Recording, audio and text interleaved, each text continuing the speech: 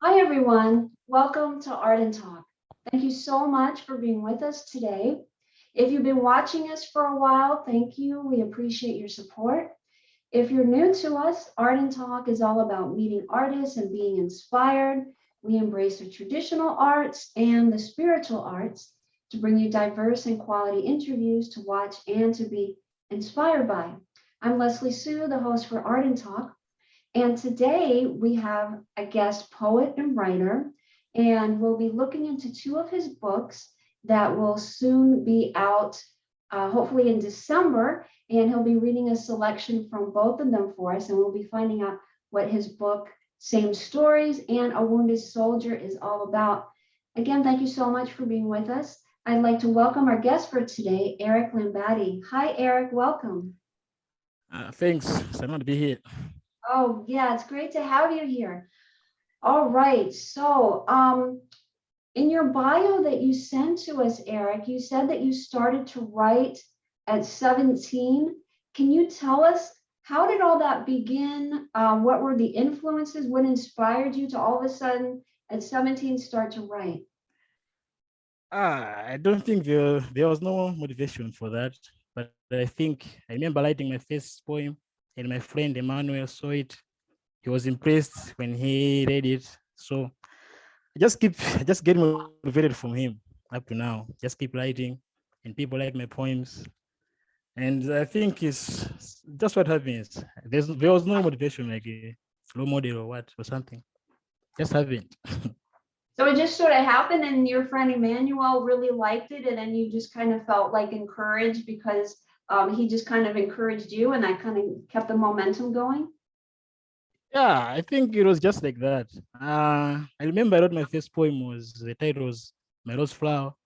It was about a certain girl, but it was not like a personal poem. It was just like another poem. So he saw it and he was impressed. Then he said, "Keep it up. You can motivate many people." He was a good friend that time because as for now we don't connect, but he was a friend. And after I started writing from it was 2017 when I was in Form 3. It's grade 11. There is grade 11, but here is Form 3. When I was Form 3, then after Form 4, started writing. After 3 years, I managed to write 330 poems. Then I decided to put it on the books. So that's what happened. Up to now, just keep writing. I don't know why I'm writing, but just happened. Yeah. Well, that's a lot of poems, over 200 poems that you had, and then you divided it into these two books. How long was it, Eric, when you had these like over 200 poems together? How long did it take to kind of compile all that? I think it takes 3 years because from 2017 up to 2019, I managed to write 20 something poems.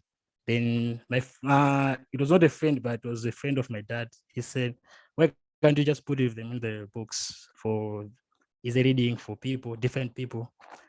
Yeah, that's what happened, and what that's what is happening right now. I Yeah. don't know why I'm addicted to it, but I think it's a gift.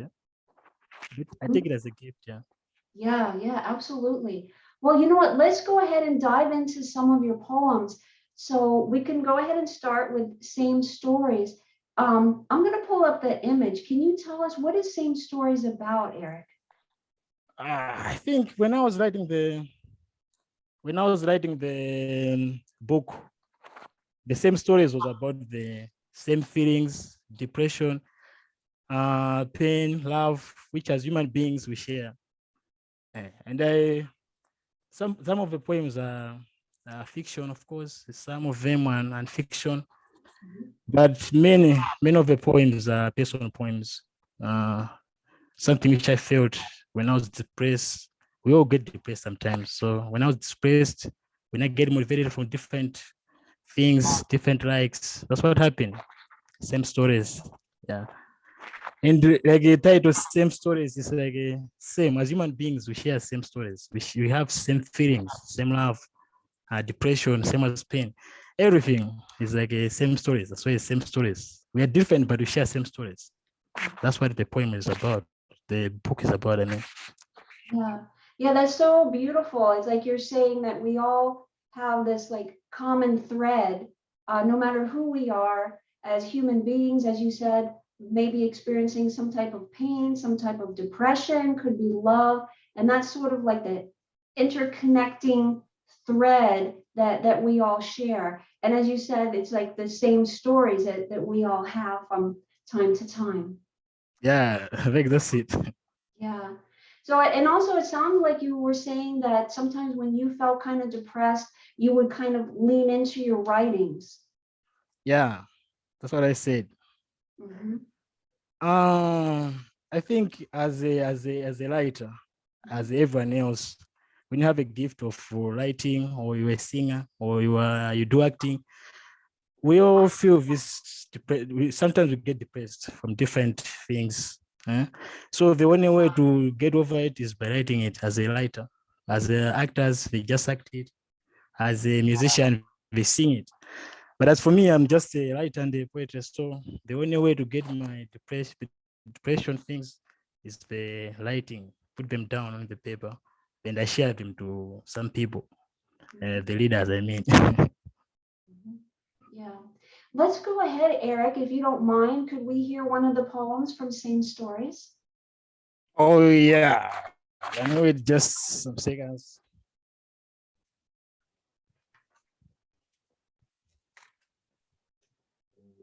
Okay.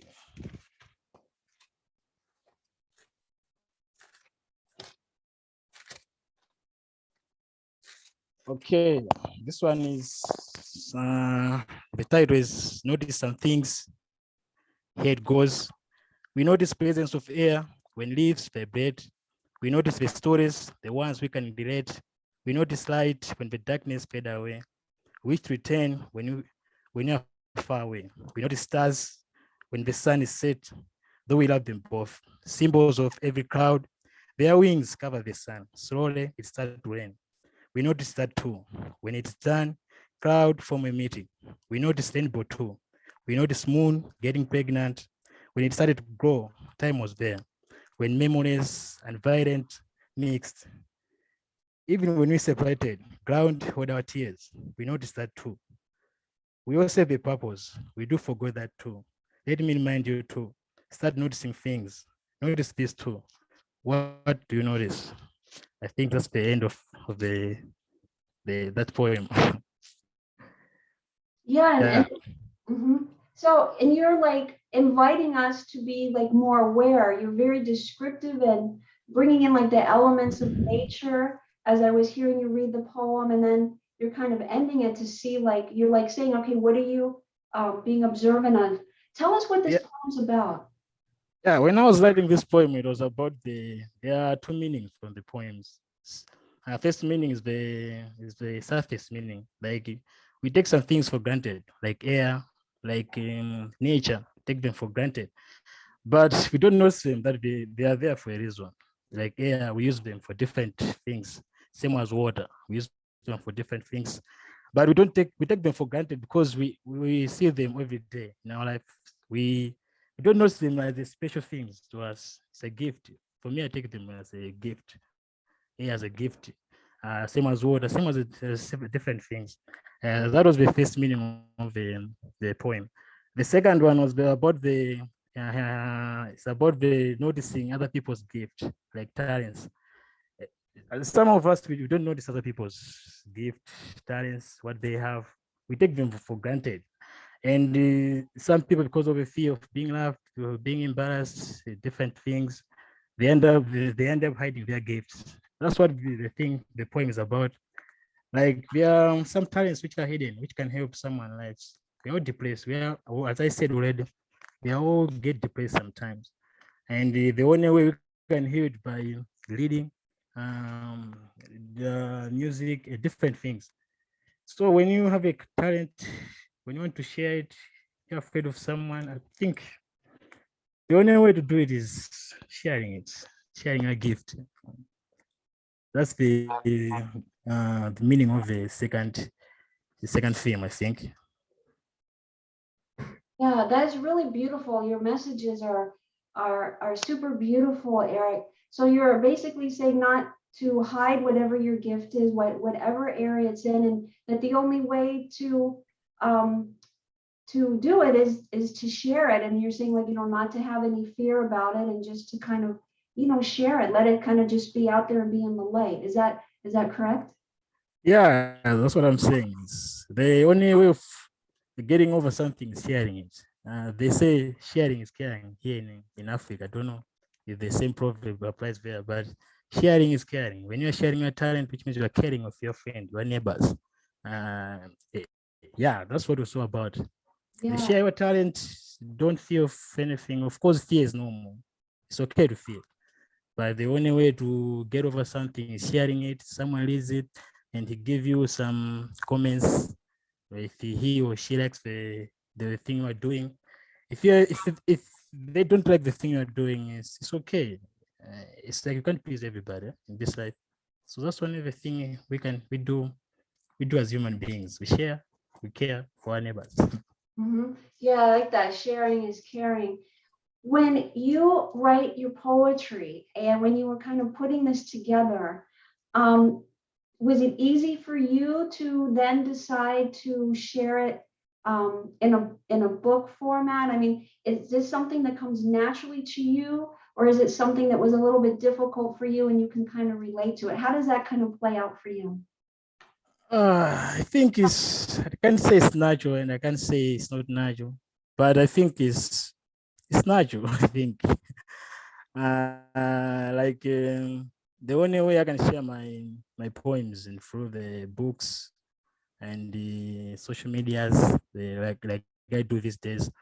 But the only thing I don't do mostly is I don't do spoken words. I don't go on the stage sharing my poems on the stage. I think that's not my gift. That's what I tell myself, that it's not a gift for me to be on the spoken word, to do the vocals. But I think the only way I can do is sharing books, and the books can reach many people than the poem recording poems. I think because everyone is interested in read these days, and many people are having busy days, so I don't think they can find enough time to listen to the many audios. Maybe they can listen 2 or 3 lunchtime, but I don't think they can listen 10 or 20 at a time. So, but they can read at least 10 poems within 30 minutes. That's normal, I think. That's it, I think. Yeah. Yeah. I'm wondering, when you write your poetry, and as you mentioned, like certain emotions that you feel kind of prompt you to sit down and write, is there a healing component after you finished a poem, Eric, where you feel a little bit more like uplifted and encouraged yourself, or whatever it is you might be going through, that you just feel like you kind of like got that out? I think it depends on the poems. Some poems, when I give my emotion to it, I don't feel anything. I feel like the same feeling is still inside. But some poems, it happened that when I share the poems, at least I receive something like a relief, that at least I shared this something. For instance, there was a certain time when I wanted to quit writing. It was just depressing time. So I received a message from my one of my leaders. He said, your poems motivated me, what was something like that. So I just get motivated. At least I'm helping some people, you know. At least 2 or 3 people are managed to read their poems and they're getting through their troubles. And I think, and when I just keep writing, I share them, whether they hear me or they don't, but at least someone else is able to get healed from the poems. No? Right, right. So it seems like you're almost more focused on the other people. Like if you have a sense of healing from it or not, it's sort of almost like you're just like, it is what it is. Sometimes you said you experience that, sometimes you don't. But if you said it's really more like so other people, whatever they're going through, that it can help them. Yeah, I think it's like planting a tree. When you're planting a tree, it doesn't mean that you sit on the same shade. 10 years from now. 10 years from now, you'll be somewhere, and maybe you'll be gone. But the same tree which you planted today, there's someone else's children, someone else's kids will be able to sit on the shade. So it's like the poems. When you write the poems, you don't write it for yourself, write for other people's who needs the help from the poems. So I think that's it about the theory of that. It's like I'm planting the trees of poems. So I can't sit the same tree which I'm planting now, but at least someone else will remember that at least hey, Lambert planted this tree and I'm able to sit on it. Yeah, that's really beautiful, Eric. It's just so beautiful how you're just really kind of focusing on really almost more like the healing and nurturing of others through sharing your gift of poetry. Yeah. Yeah. Let's go ahead and talk about a wounded soldier. Now it's as you wrote in your bio, it's kind of like a continuation. Like we said in the beginning, you had over 200 poems and you didn't want to put them in one book. You wanted to kind of put them in two books. So tell us about what a wounded soldier is about and how does that relate and be a continuation of same stories? Okay. As I said before, the first book was same stories. So I wanted to put 220 poems on the same book. So my friend saw, so why can't you put them in two books? Then I just thought of a title like, what about the Wounded Soldier? It's the same as the same stories, but different is the Wounded Soldier is a metaphor. So wounded soldier, I take it as wounded soldiers, as human beings, we are all wounded. Our past wounded us. Whether you are poor or you are rich, at a certain point in time, you are wounded. You are wounded soldier. So the only way to healing it is by the sharing the same stories. So it's like the continuation of same stories, but different is now. Now you want to heal. You want to be healed from the same stories, from the depression, from the love which you felt, broken hearts. Now you are the wounded soldier. Now you want to be healed. Like there's a wound. Now you want to have a scar. At least the memory is better than the moments, right? Yeah. All right. And so like as you're saying, Eric, a wounded soldier it's a metaphor. It's not to be taken literally. It's the pain that everybody has experienced across the board, no matter who they are. And it's that again, that commonality that everyone has experienced. Yeah, that's what it is about the wounded soldier. Yeah. Let's go ahead and hear one of the poems if we could. Okay. um,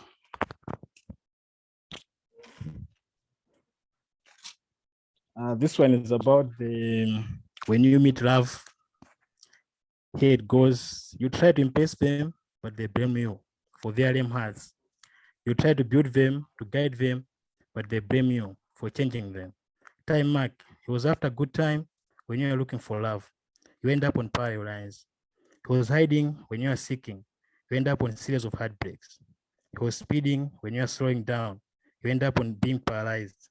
Then you started to cry because you tried, like old bells that disappear, never appear again in the sky, being afraid of falling, they stay down. When love visits, you bury yourself with hate, then you blame God. She knows love is there, but is there anyone out there? Then you stayed home, waiting for love to visit you. I think that's the end of it. Yeah. Can I say the meaning or what? Absolutely. When I was writing this, it was the poem is about the girl who was and maybe still is looking for true love, to be loved truly. But instead, the ones who are loving her and are not into love. They're just looking for good time. They just wanted to waste their time on her. But as for her, she still needs to the true love. She she's looking, but she's ending up into series of heartbreaks, heartbreak after another. So what the poem is about. And now she just gave up on loving someone, and she's just waiting for the right person to come and visit her to to be loved as she needs to be. No, I think that's the meaning of it. Yeah, so it's about true love, and you're kind of being the eyes of what true love is and then what true love isn't. Yeah, it's about the girl is seeing the love in different way, and the boys are seeing the love in different ways too. So like the girl, they are really into the love. They really love someone, as on my own experience. When it comes to love, the girls are the ones who really love, who really fall in love. But as us as boys, I don't think we really do to fall in love. We just do it for the time being. Then we get bored. We end up being breaking the hearts of someone. I think that's it. But the girl is looking for true love. Is looking for someone to marry, someone to spend the life with. But the boys who are meeting her is her different stories. So I think that's it about the when you meet love. And I'm hoping the girl we meet true love one day. From the poem, I mean. And what prompted you to write this? Well, these are some observations that were going on. What made you sit down and kind of go in this direction to write this? I think this one was when I like here where I'm from. These issues of heartbreaks are common, and some girls they end up being committing suicide. Some girls they end up doing abnormal things because of the heartbreaks. And most of the time, they are the girls who get hit, as here, the way I'm staying here. But boys, it's not common for a boy to commit suicide because of the heartbreak. It's not common here. So when I looked the matter was a certain time when I was watching on the news, and I saw the girl was committed suicide. eh, And I was just like, why do the girls feel these things? And I just like get motivated or just get concerned about the girls who commit suicide because of love. So I just wrote it as the way it is. When you meet love, maybe to give them the courage that one day maybe the true love will meet them and they won't be depressed or you'll feel like they really loved. Mhm. Yeah, yeah. Let's go ahead and let's hear another one from a wounded soldier, another one of your poems. Okay.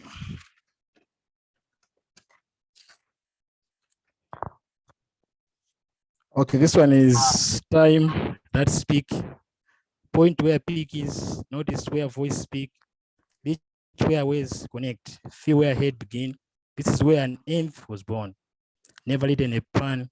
Nature rapture sounded environment. Friendly zone squeeze itself out. That's when head occupied the space. It's like airborne disease. One weed that touch another heart, with satisfaction of the belief, we had the rumor spray, sizing ourselves in form of a tray, by removing one piece to another, addition or subtraction of sympathy, filtering truth from the lies. That's what I did. They lay the cars to block my eyes.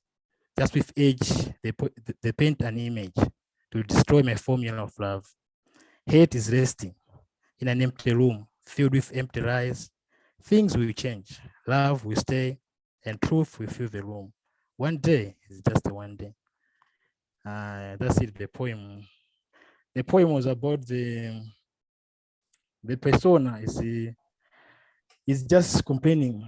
It's like the hate which he or she receives from the feedbacks. As when I was writing this poem, it was about the lighter, the feedback, the negative feedback which we receive from different readers, from different people. Maybe the ones who don't like the poems, they give us the negative energy, which you feel like want to give up. But when you read other people's positive message, you feel like, if I give up, what about these people? Will be will be okay or something like that. So that's what was I thinking when I was writing this poem, the time that speak, that one day the time will speak when love will conquer the hate, the things will be parallel, things will be opposite, as these days, because these days, as the let's take it as the musicians, artists, they are facing this thing commonly, like negative energy, like, yeah, you don't know how to sing, why can't you just stop, thing like that. They get depressed from those feedbacks. So I think the time that speak, I think the time they will come when the love will conquer, we feel the whole room. As for now, the hate is only the feeling the whole room, right? So the one day the love will fill the room and things will be different, you know? I think that's what the poem was about. As far as the writers, musicians, actors, actresses, even the models, different people who are sharing their talents, but they are facing negative energy. That's what the poem was about.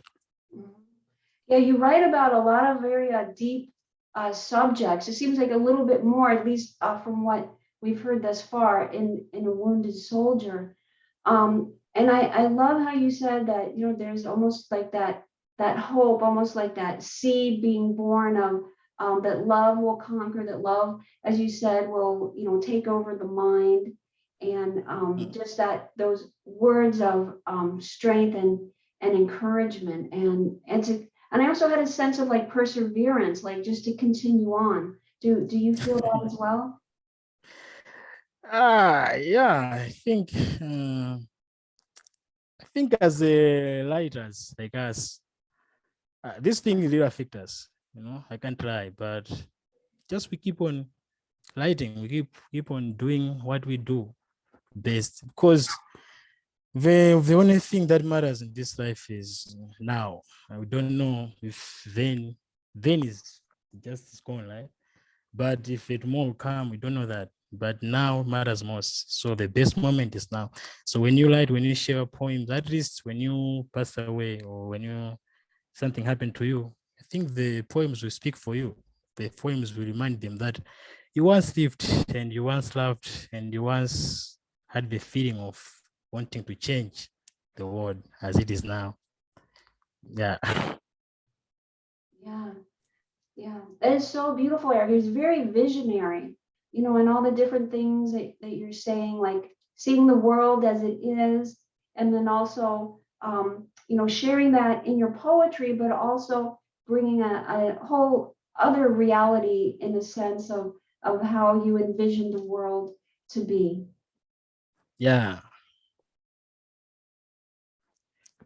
I think that's what my focus is, because as yeah, certain day I was reading a certain book from the Cheetah Bhagat. I don't know if you know him. He's a Indian writer. He was saying, I don't want to be remembered when I pass away. I just want to be missed. I think then I was thinking, what's the difference between to be remembered and to be missed?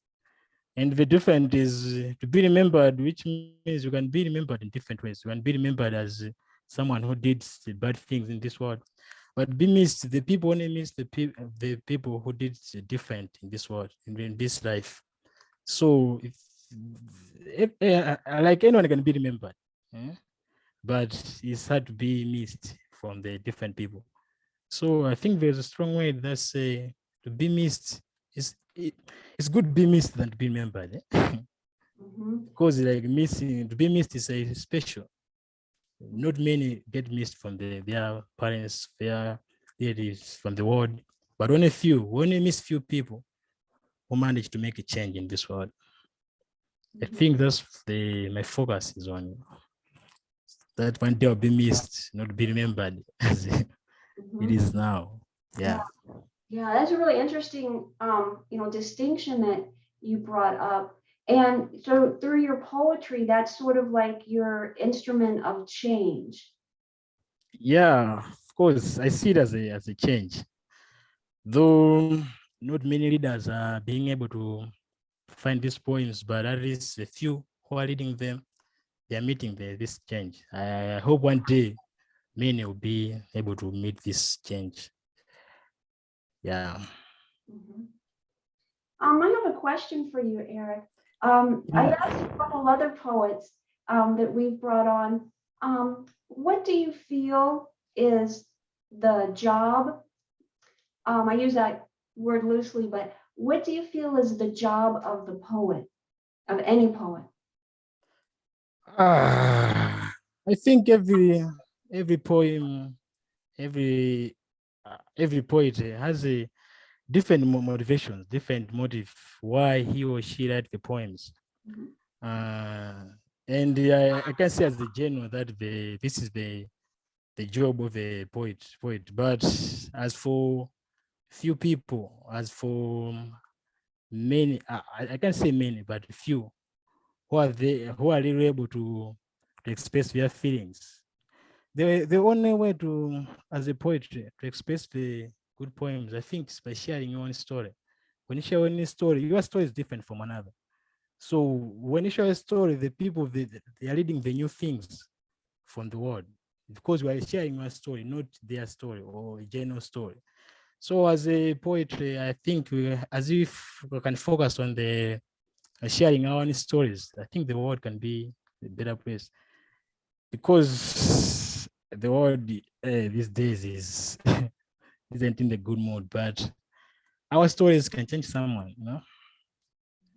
And sharing your own stories, it's a special gift. Though it's hard to share our stories, it's painful to share our pain. And the past was hate, no matter what. The past was hunt you. The past was follow you. You can't expect from your past. The past always follow you. The only way to accept your past is sharing your stories. That someone else at least you remember that I'm going through these things. At least Eric Lambert did the same. At least someone did the same. I think that's it about the being a poetry. Mhm. Yeah. Yeah, you have such deep insight, Eric, and I so appreciate everything that you're sharing. And I think that there's so many beautiful messages. And as you were speaking now, I was just thinking that a lot of um, you know a lot of people have issues with kind of like staying back in the past and not letting go of it. I think that's something that almost everyone pretty much can relate to. And then you were saying like one of the ways to kind of let go of the past, all different things that have happened, is through sharing it. And then you said earlier that healing, according to you, is through sharing. So there's so many beautiful territories that you go in. So, letting go of the past through sharing. And also you spoke a little while ago also about like kind of like being in the now, being in the moment, and how important that is. And if you're kind of like stuck in the past, then it's not going to bring you, to the moment. So you tie in all these different areas that are so beautiful, and they weave such a beautiful and profound message of different truths. Yeah, I think that's it about. And I think I just saw it as we just hope that there's tomorrow, but we don't see the tomorrow. When you reach tomorrow, it's the same day. I take this universe as we share the same days but different events. That's what I notice in this world. Because when you reach tomorrow, you don't see it as a beautiful as tomorrow as you hope it would be. As a future, you say, in future I'll be doing this too, but it's like the same day but different events. The only difference is from yesterday and today. For me is today I'm sitting here. Yesterday I wasn't. So I think it's the same day but different events which is happening right now. Oh my gosh, I love that. It's like the same day, but just like different events. You have such a Yeah. beautiful, poetic way of just viewing things. I mean, it's just, it seems so evident that, that's, why you enjoy writing poetry and your deep thinking, and also you're very loving and giving towards others, and speaking about sharing your gift and you sharing your gift. Yeah, I think that's I can't say much, but I think that's it. Yeah, Just enjoy the moment, you know. Moment is beautiful. yeah. Yeah. Um, we have a little bit more time. Why don't we hear one more poem? I'll let you decide if you want it to be from Same Stories or if you want it to be from A Wounded Soldier. Okay, let me see.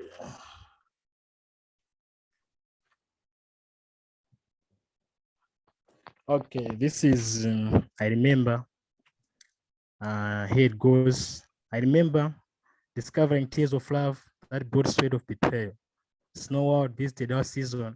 From sore to hard, we felt cold. You were tired of waiting, then started freezing. I'm sorry for that. You lacked your strength, then you brought some from your friends. These are moments of truth. That is the sign of regrets. I remember all those mistakes, secrets, mislead, picture on the wall, and every day feels like a war. When light was gone and you felt lonely, every call I recall, when your voicemail send a mail. Why needed those seconds of your minutes? A good news can't wait for a lonely heart. You felt frequency of anger that replaced your peace. You took the step that forced the past, and I'm sorry for that. Past is draining my present. Can you forgive me? I think that's the poem about the I remember. It's about someone who is seeking forgiveness from the lost love which he had, but because of the time that time he took it for granted. But now he wants his back because he or she knows how much it changed him in the past. But at that moment, he wasn't able, he wasn't sure to know that the things which he was taking for granted one day he will miss it. They say you only miss the light when it's burning low. I think that's it. But we miss some people in life when they are gone. We miss the friendship we had with some people when they are gone. Maybe they are passed away. Maybe they are still alive, but we don't talk anymore. I think that's it about the I remember. And it's the only thing we can do as human beings to ask for forgiveness. And it's easy to get forgiveness from someone who is alive. But when someone is gone, it's hard to get forgiveness. You end up being depressed so badly because there's no forgiveness from that person. Well, that's if we did something wrong to him or her when he or she was alive. But the ones who are alive, when you do something, I think the only way to do is to ask forgiveness. At least try to ask for forgiveness. Because sometimes you can try and the person feels like he or she don't need you anymore. So I think that's it about the I remember. Remembering the good times, now you are missing. Now all you want to do is forgiveness. Whether you'll be back together but or not, but forgiveness is needed to move on.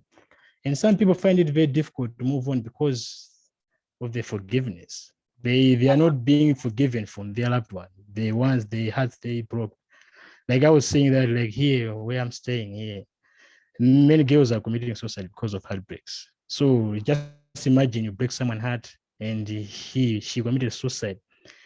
And now you want forgiveness, but the person is gone. So I think it's sad and it's difficult to get forgiveness from the person who is gone. And is that depression, that pain, just it stays for forever. And I don't no, I can't say forever, but it stays at least a little more, a little while before you get healed. I think that's it about I remember.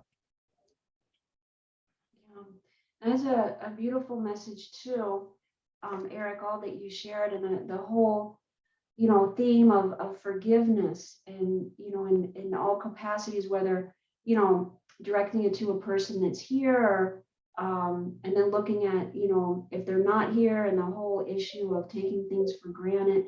And as you were touching upon in this and another poem of like heartache and then that resulting in suicide, some things that you experienced and then, wrote about. So those are some very deep subjects. And it seems like, when you write about these, you also offer a solution, which I find very beautiful. Like you're not just writing about certain situations and experiences, but you're also saying, like, contained within it, it's like, okay, here's the solution, here's like the Yeah. remedy. Before we wrap the show up, is there anything about your poetry, Eric, that you'd like to share with us that we haven't touched upon? I think we covered everything. Okay, all right. Yeah. All right, now the two books, Same Stories and A Wounded Soldier, hopefully those are going to be out. It's kind of projected to be in December.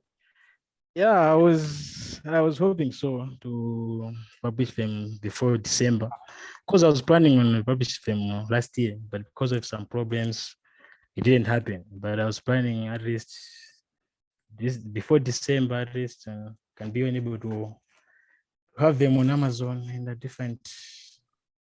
different platforms. I think that's my hope. If all things go as well. Yes, absolutely. So we're going to be on the lookout for them as soon as they're ready. As we need to close the show out now, Eric, are there any closing comments that you'd like to share with us? I think there are only a few. The only other thing I can say is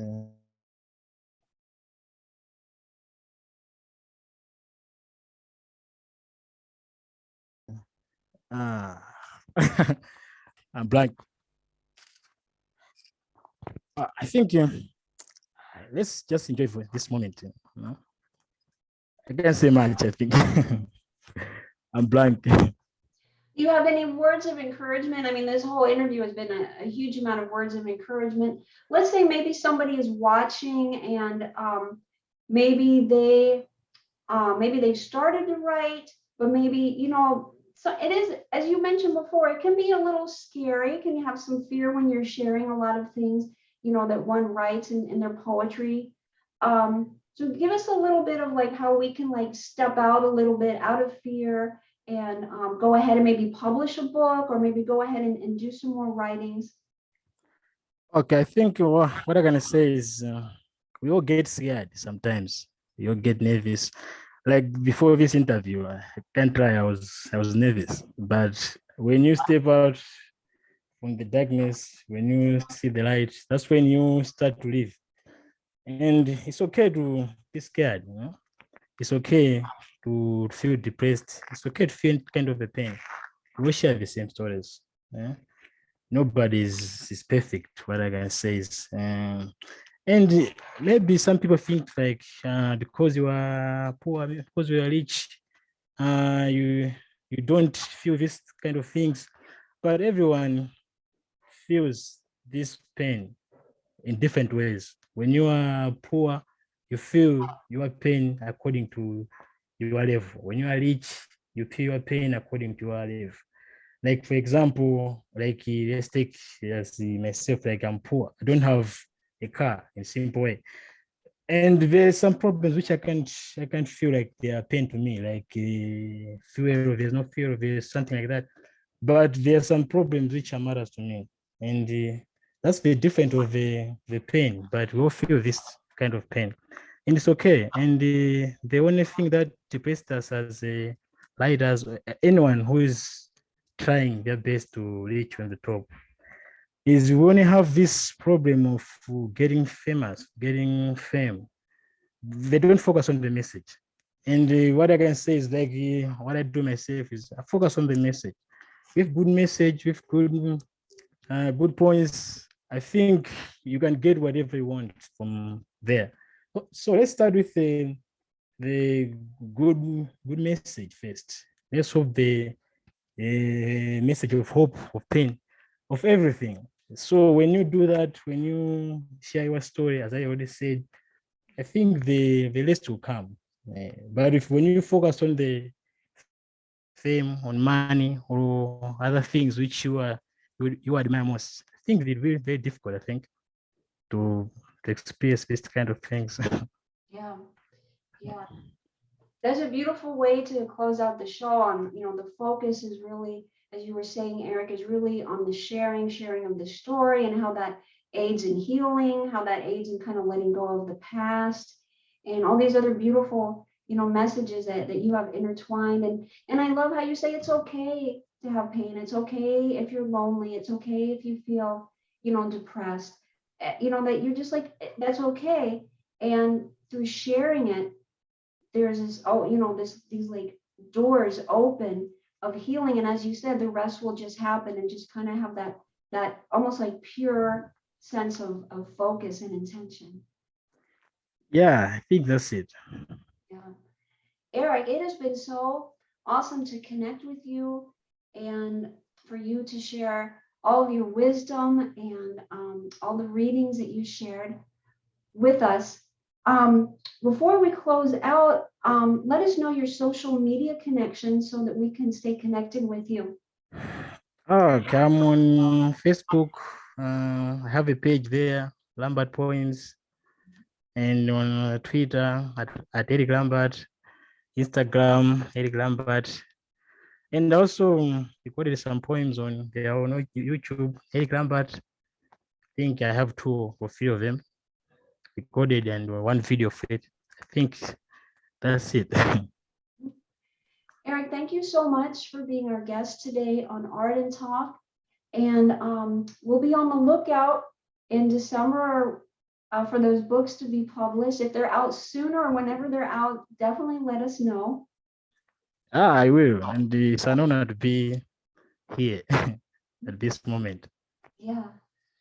All right.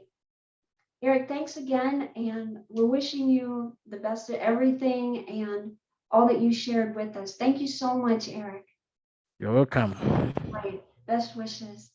Thank you Thanks. so much, everyone, for watching Art and Talk. We appreciate the time you take to watch our artist videos. And please stay connected with us on YouTube, on Facebook, and on Twitter. We appreciate your support. Thanks again, Eric. Thanks again, everybody, for watching. And we'll talk soon on the next Art and Talk. Until then, be well and be blessed. Thanks.